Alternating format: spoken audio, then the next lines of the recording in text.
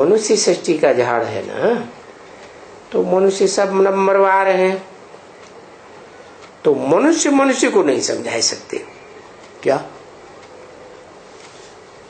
मनुष्य जो है, मनुष्य क्यों कहा गया है? शिव को मनुष्य क्यों नहीं कहा गया? कारण तो होगा ना, क्या कारण है? अरे उसमें शब्द ही आता है मनु, मनु की औलाद माना मनुष्य। क्या? चाहे पोत्र हो, पर पोत्र हो, तर पोत्र हो, कोई भी हो, 84 जन्म तक वो पीढ़ियां चलती रहती हैं, वो हैं सब मनुष्य। कोई श्रेष्ठ मनुष्य श्रेष्ठ कर्म करते हैं और कोई भ्रष्ट कर्म करते हैं। तो जो भ्रष्ट कर्म करते हैं, दूसरों को दुख देते हैं, उनको फिर मनुष्य नहीं कहा जाता। क्या? उनमें मानवता नहीं रहती है, इंसानियत नहीं रहती है, वो हैवान जैसे हो जाते हैं, उनको कहते हैं राक्षस, दैत्य। तो ये बातें, कोई भी दुनिया में मनुष्य, चाहे वो धर्मात्मा हो, साधु संत हो, कोई धर्म पिता हो, कोई भी हो, है? कोई मंदिर का बड़ा पुजारी हो, है? और क्रिश्चियंस में कौन होते हैं? फादर। कौन से फादर? जो उनका इबादत स्थल होता है ना, गिरजाघर है, उसके मुखिया, उनको भी वो फादर कहते हैं, बहुत मान देते हैं, वो भी नहीं समझा सकते। कोई मस्जिद के मुल्ला जी नहीं समझा सकते ये बातें, क्योंकि तुम आत्मा रूपी बच्चे जानते हो कि हम यहाँ देवता बनने के लिए आए हुए हैं। इस विद्यालय में क्या करने के लिए आए? देवता बनने के लिए आए हैं।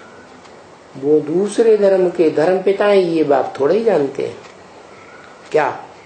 वो कोई देवता बनने की पढ़ाई पढ़ाते हैं क्या? नहीं, वो तो देवता है ही नहीं, क्योंकि उन्होंने कभी देने की बुद्धि में लिया ही नहीं।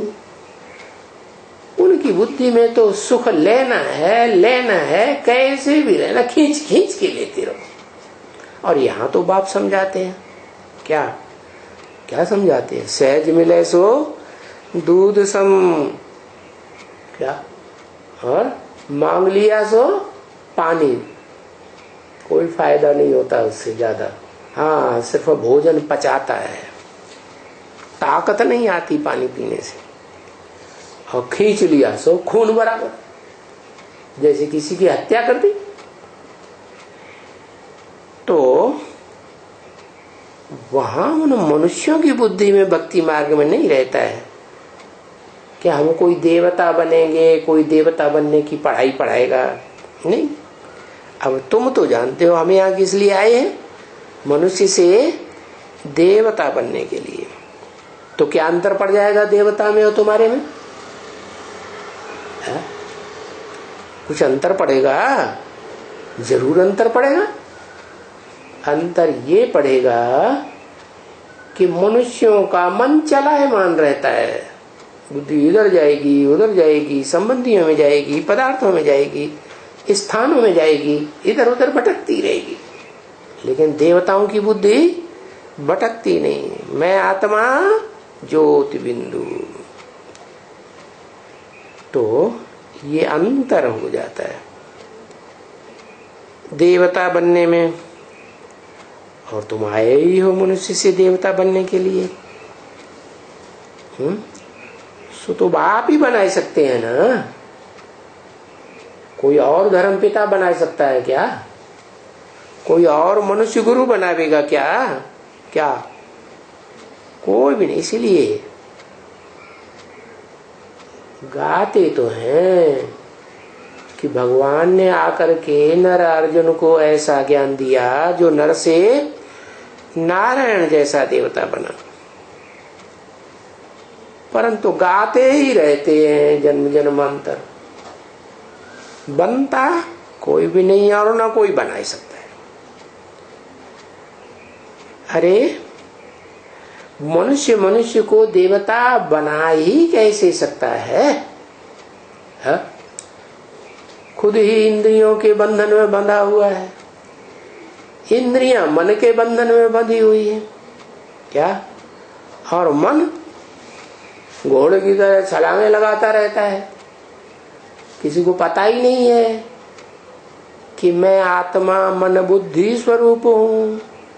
मन को भी कंट्रोल करने वाली बुद्धि रूपी आत्मा है, समझ शक्ति जिसे कहते हैं। तो जब जानते ही नहीं है तो कोई कैसे बनेगा और कैसे बनाएगा?